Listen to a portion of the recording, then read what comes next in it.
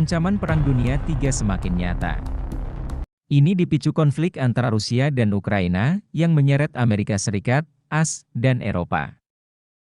Dalam pernyataannya terbarunya di Washington, Presiden AS, Joe Biden mendeklarasikan persatuan total di antara kekuatan Barat untuk melawan Rusia menyerang Ukraina. Pentagon bahkan menyiagakan 8.500 tentara untuk bergabung dengan NATO di Laut Hitam menghalau Rusia. Saya mengadakan pertemuan yang sangat-sangat baik.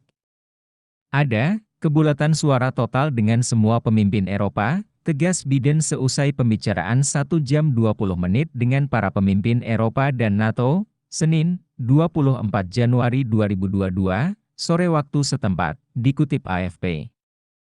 Hal ini juga diamini Inggris. Dalam pernyataan pers berbeda, pemerintah negeri Ratu Elizabeth itu juga menegaskan kesatuan Barat untuk menentang Moskow.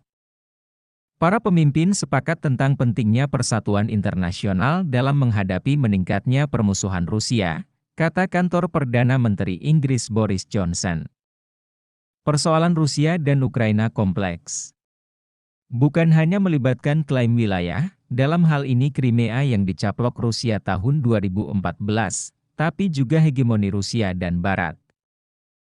Sejak revolusi terjadi di tahun yang sama, yang menyingkirkan pemimpin pro-Rusia di negara itu, Ukraina semakin dekat dengan Barat. Bahkan Ukraina berniat menjadi bagian NATO.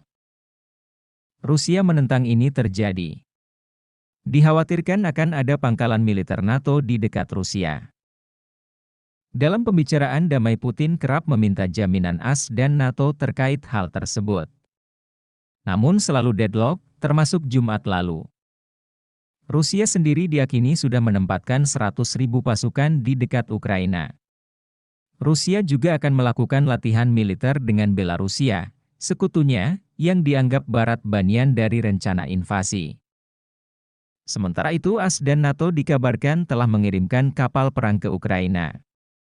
Jet-jet tempur juga dilaporkan siap memperkuat NATO.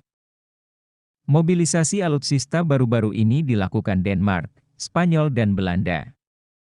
Bos NATO menyebut ini dilakukan guna melindungi anggota. Ketegangan ini memicu ketidakstabilan di pasar global. Sementara indeks saham utama Rusia jatuh dan Bank Sentral menghentikan pembelian mata uang asing setelah rubel merosot. Sementara itu, Prancis dan Jerman mengaku akan mempertemukan Rusia dan Ukraina. Ini guna menemukan jalan keluar. Macron, Presiden Prancis, berpikir ada ruang untuk diplomasi, jalan menuju deeskalasi, kata seorang ajudan. Ia akan berbicara dengan Putin dalam beberapa hari mendatang.